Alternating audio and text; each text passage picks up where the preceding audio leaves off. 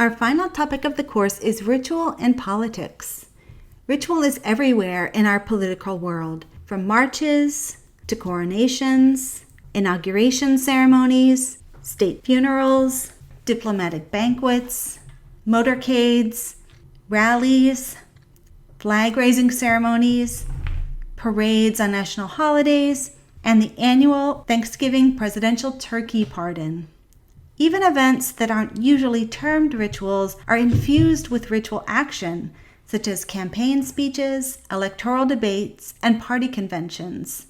And some rituals are so completely embedded within our cultural world that we easily overlook their political dimensions, such as Thanksgiving and other national holidays, the way we sing the national anthem at baseball games, the appearance of a political official at the funeral of a foreign dignitary, how a political official sinks the first shovel in a groundbreaking ceremony or christens a ship, or a whole slew of sporting events.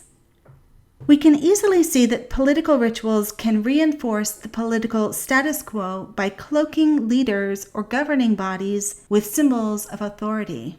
But we can also see that ritual action is used by those who challenge leaders or prevailing policies.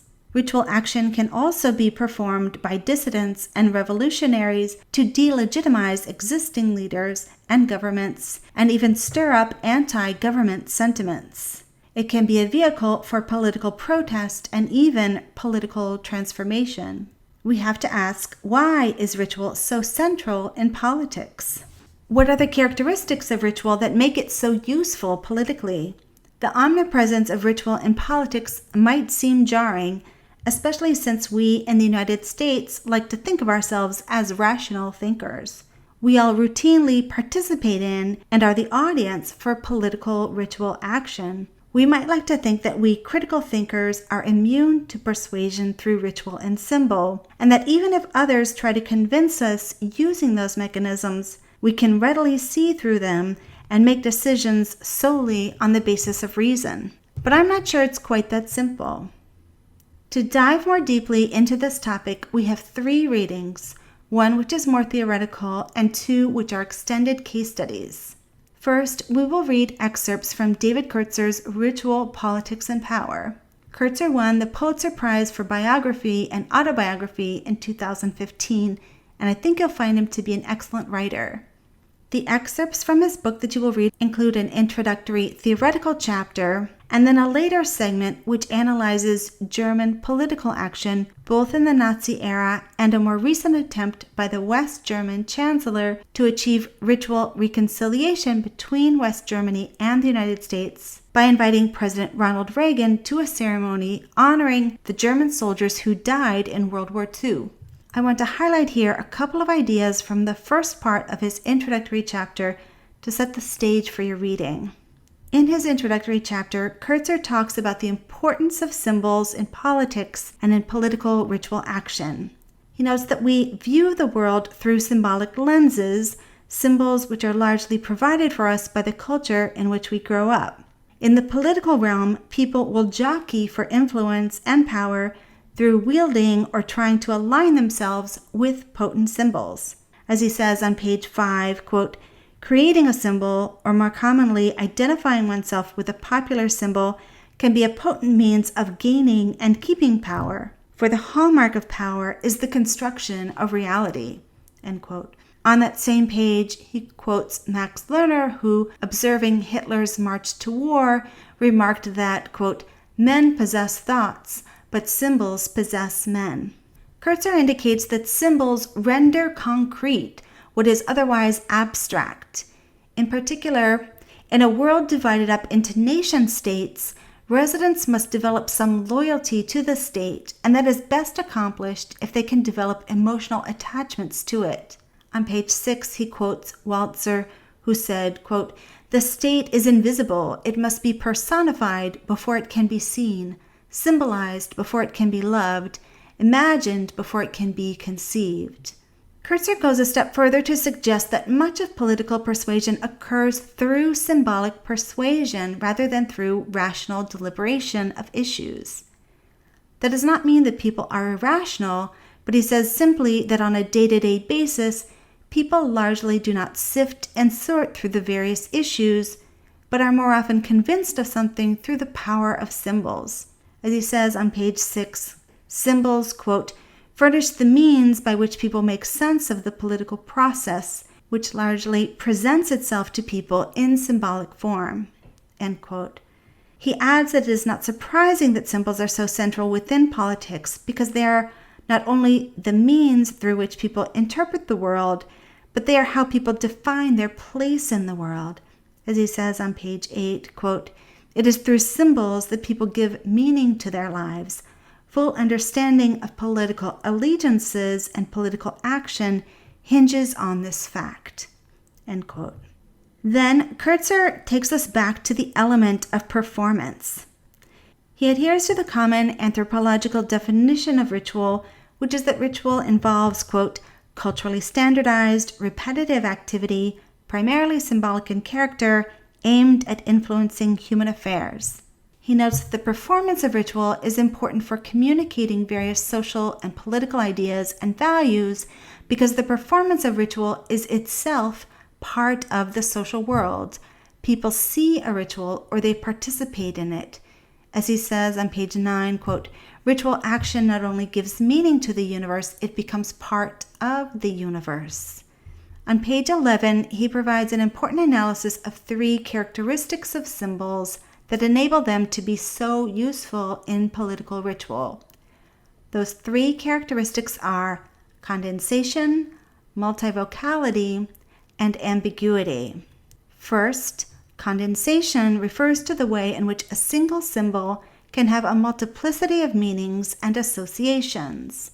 For example, the American flag can evoke all of the following meanings and more: liberty, equality, duty, sacrifice, responsibility, progress, summertime picnics, baseball, and tradition.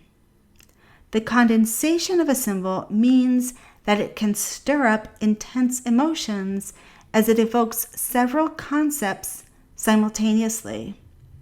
But the variety of meanings associated with a symbol also results in the fact that a symbol can mean different things to different people. This is referred to as a symbol's multivocality. To go back to the flag example, the American flag can evoke religious liberty, whereas for others it might evoke equality, whereas for others it might evoke patriarchy, and for others militarism and war. Kurtzer notes that the multivocality of a symbol is very useful politically because it can actually work to bring about solidarity around a symbol, even if not consensus around a single idea, because that same symbol means different things to different people. For example, 10 of us can salute the flag, and we are all saluting 10 different meanings that the flag has for us as individuals. We have political solidarity, but not political consensus. For leaders, solidarity may be more important than consensus. The third related characteristic is that symbols are ambiguous. Because symbols mean multiple things and can mean different things to different people, how any one person at any given time interprets the symbol is difficult to determine. Kurtzer discusses several other dimensions of political ritual action, including the notion that ritual creates a sense of continuity over time. Rituals stir up emotions. Ritual involves compelling drama and asks people to play different roles. Rituals trot out, circulate, and thereby keep alive political symbols and myths, as well as their emotional potency.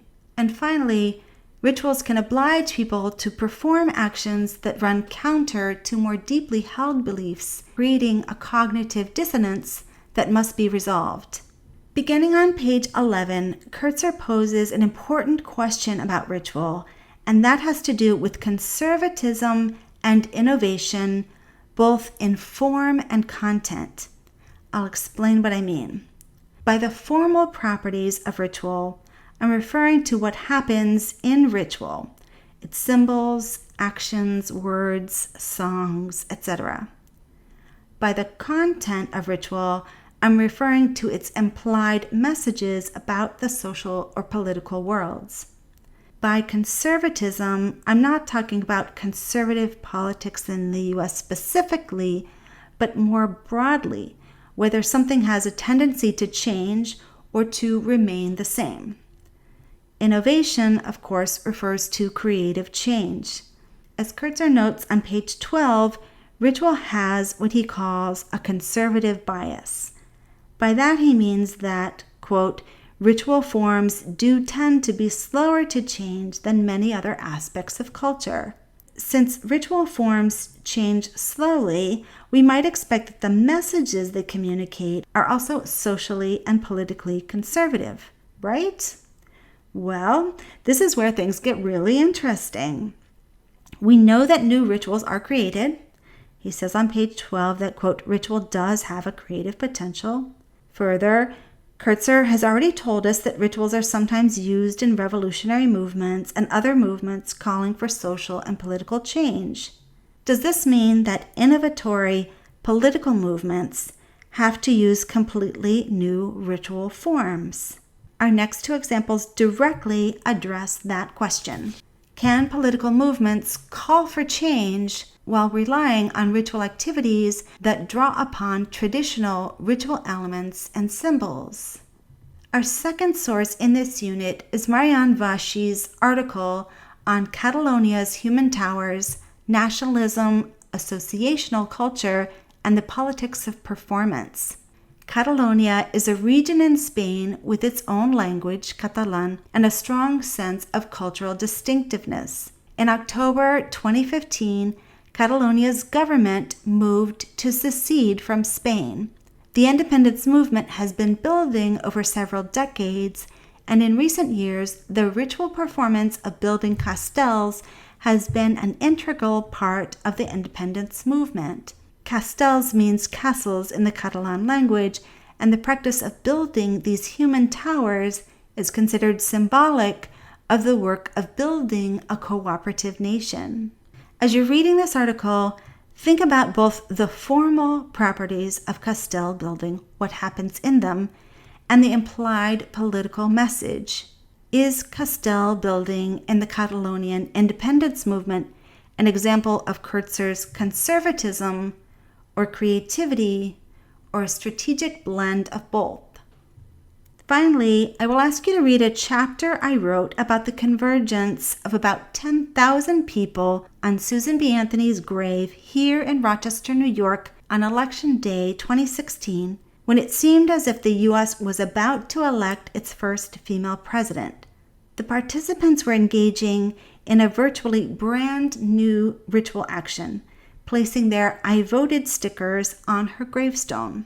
When I wrote this chapter, I was thinking about Kurtzer's question about conservatism or creativity of ritual in both form and content. Since it was a brand new ritual, would people take it seriously or laugh it off? If it was primarily new, were they drawing upon any other elements from the past? Would the participants have any shared understanding of what it meant? What did the action mean to them? Was it a ritual action with a conservative or innovatory message? In other words, was the gravestone sticker ritual an example of Kurtzer's conservatism or creativity, or a strategic blend of both? I look forward to reading your ideas in the discussion.